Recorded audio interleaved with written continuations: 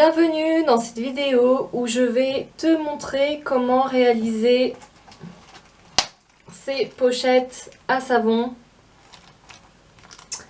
Donc avec l'intérieur qui est un tissu plastifié exprès pour pouvoir essuyer l'humidité et les traces de savon.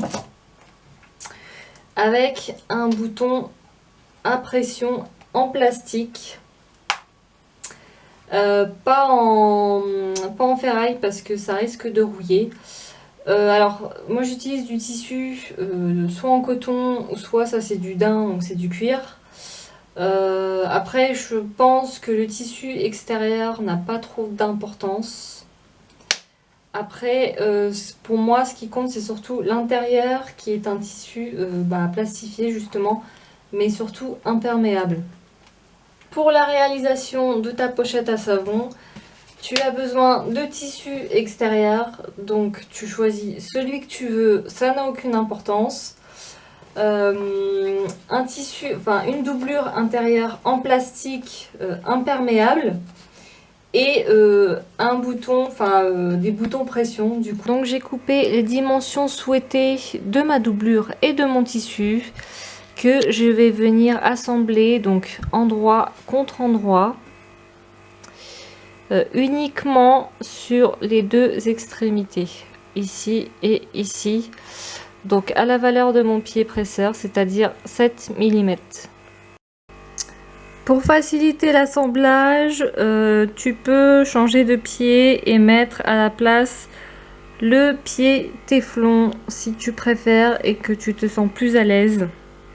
Donc je rappelle que le pied téflon, c'est ce petit pied blanc en plastique qui permettrait de coudre donc des matières plastiques plus facilement pendant les assemblages. Moi je vais pas le mettre parce que je trouve que j'arrive très bien à coudre sans.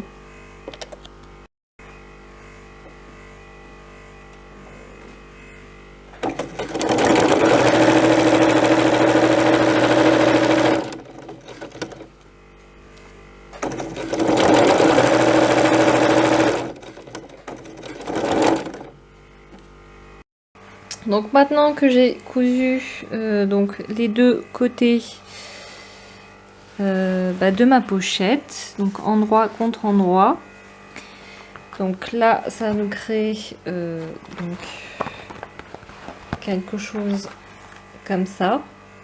Ce que je vais faire, c'est donc prendre mon réglet, ma grosse tablette qui me sert de règle. En fait c'est une règle à patchwork. Je vais prendre mon tissu, mon assemblage, et je vais venir replier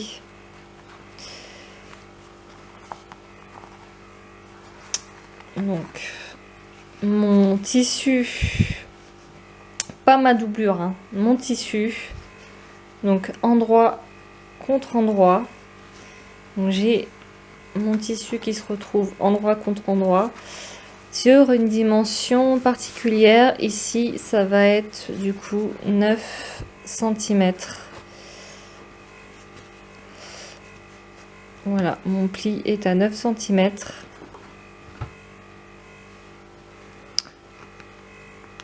Donc je le fixe avec des épingles pour pas que ça bouge.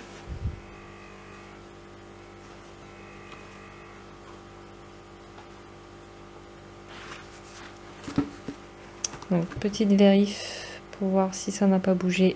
Non, c'est bon.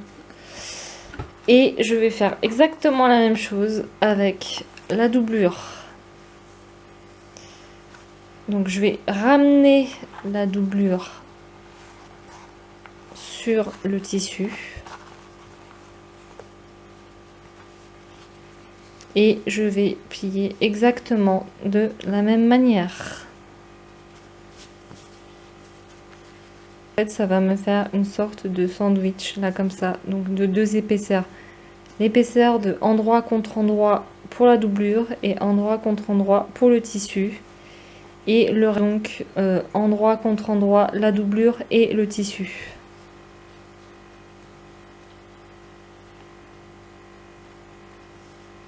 Et donc là, l'assemblage qui a été fait, en fait, il est il est coulissé dedans. Et donc ça va être notre, c'est ce qui va être notre haut d'ouverture ici.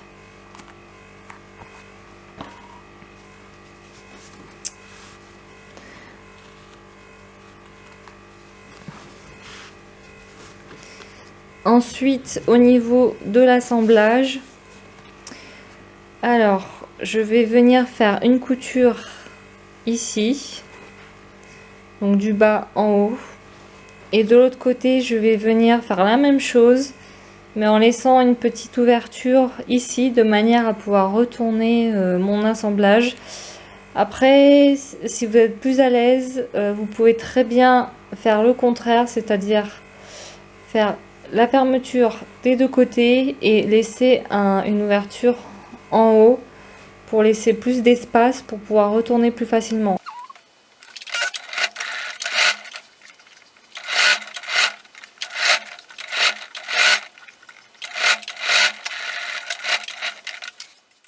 Donc la pochette est en cuir et enfin c'est du daim donc c'est du cuir.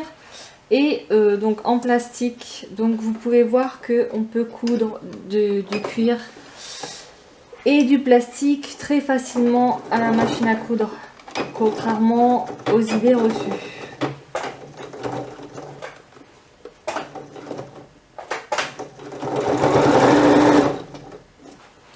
Il n'y a pas besoin d'avoir une machine hyper sophistiquée de triple entraînement pour coudre ces matières-là. Il suffit juste d'avoir comment dire, il suffit juste d'avoir le coup de main et d'avoir l'habitude et hop.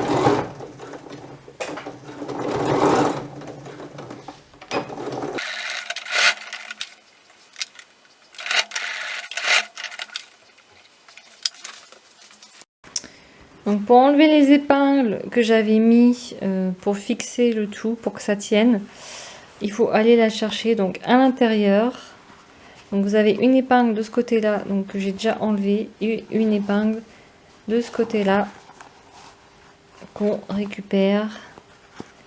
Hop, et voilà. Et du coup, j'ai fait l'assemblage en laissant l'ouverture sur le côté, comme je l'ai dit.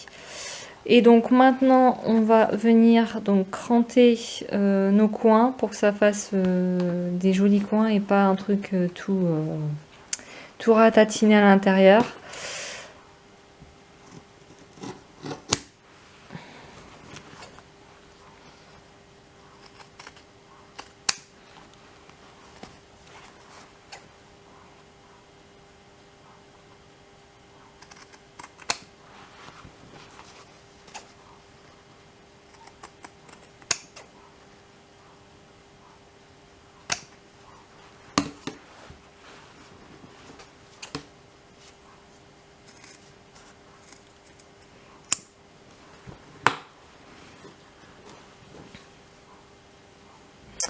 Et maintenant, je retourne tout ça. Alors.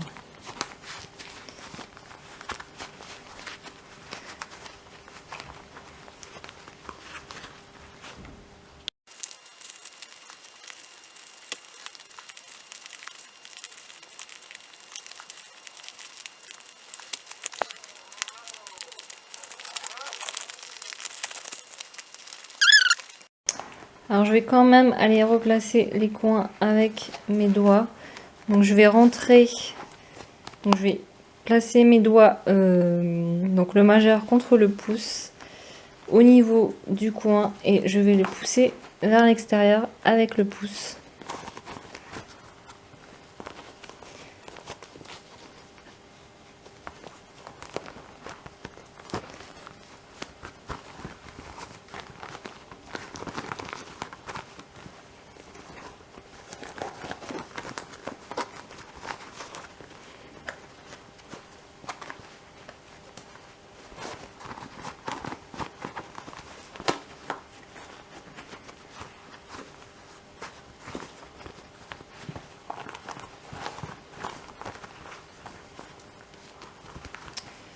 Je vais donner un coup de pouce avec le ciseau pour faciliter, en y allant doucement pour pas faire un trou, parce que c'est pas le but. Et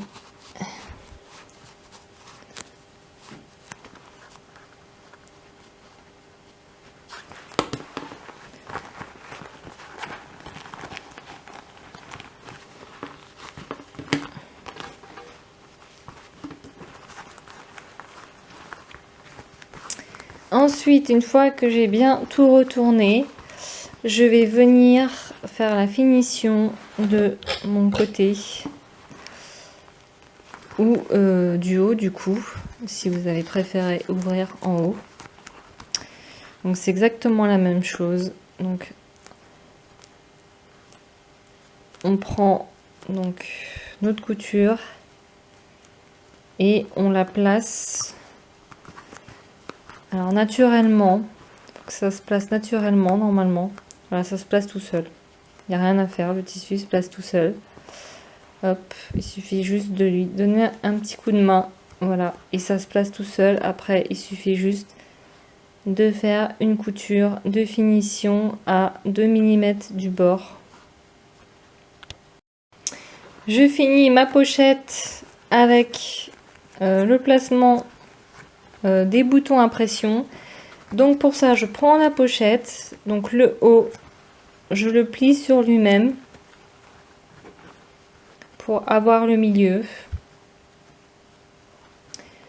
Je viens placer un petit point pour m'indiquer où je dois percer le trou pour faire pour mettre la pression. Donc je sais que c'est ici. Donc je prends ma pinçon. Je règle donc sur le plus petit parce que là en fait comme vous pouvez le voir il y a plusieurs tailles. Donc faut pas mettre trop gros parce qu'après votre pression elle va pas tenir. Faut mettre donc à la taille à la même taille que votre bouton. Et du coup, alors, bien travailler le tissu pour pas que ça fasse un truc moche. Hop. Comme il n'y a pas de couture de maintien, il faut faire en sorte que la couture intérieure soit bien restée fixée pour que ça fasse quelque chose de joli et propre après. Donc je viens placer sur mon point où j'ai fait avec le stylo et j'ai plus qu'à percer.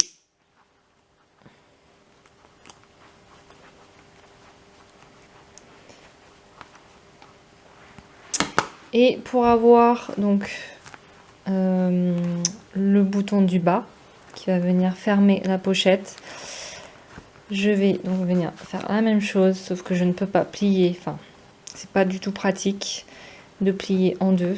Donc ce que je fais, c'est que je fais comme si je fermais la pochette. Je simule la fermeture pour avoir ce que je veux finalement. Donc là, on se retrouve avec le trou et je vais venir replacer avec le stylo dans le même trou. Comme ça, je sais que ça va tomber pile poil.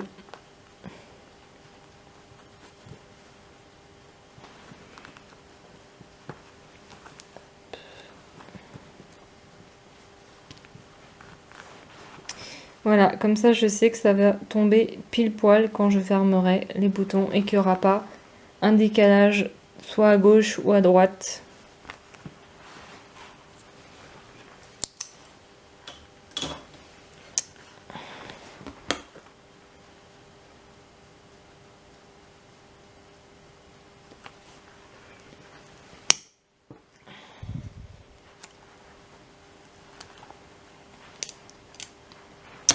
Voilà, donc une fois que les trous sont faits, et ben je viens placer mes boutons à pression. Donc ça se retrouve bien à l'intérieur, ici.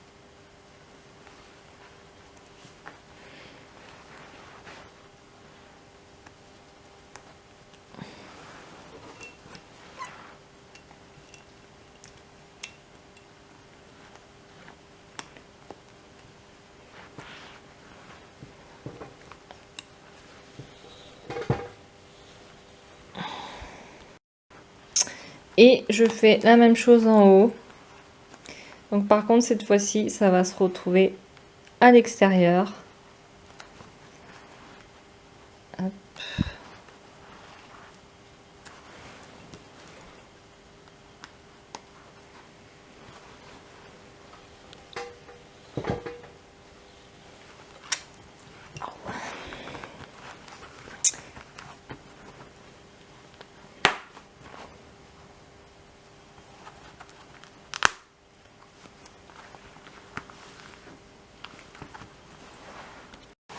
La pochette est terminée, comme vous pouvez le voir.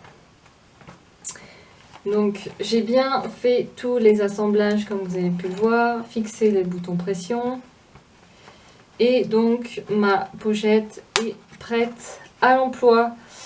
Alors j'espère que ce tuto vous aura été utile pour coudre une pochette à savon facilement. Et grâce à ce tuto, vous pouvez voir aussi qu'il est très facile de coudre du cuir et du plastique avec une machine à coudre standard familiale. Contrairement aux idées reçues, il suffit juste d'avoir le bon matériel. Et encore, j'ai pas changé d'aiguille, j'ai utilisé une aiguille fine. Normalement, il faut utiliser une aiguille plus épaisse. Donc j'ai utilisé vraiment le minimum de ce que j'avais. Le pied presseur de base. Le fil est identique au fil que j'utilise, qu'on utilise pour le tissu pour les assemblages de vêtements. Voilà, donc c'est vraiment du matériel basique. Il n'y a rien d'exceptionnel dans le matériel que j'ai utilisé, donc c'est largement faisable. C'est juste une question d'entraînement, une question d'habitude. Et une fois que vous avez le coup de main, ça passe tout seul. Alors ça peut être peut-être pas du premier coup. Ça sera peut-être au bout de la deuxième, peut-être voire la troisième, peut-être quatrième ou cinquième pochette. Peu importe, du moment que tu puisses voir que c'est possible et que c'est réalisable et que tu peux le faire aussi, c'est le principal. Donc, je te retrouve à bientôt pour un nouveau tuto.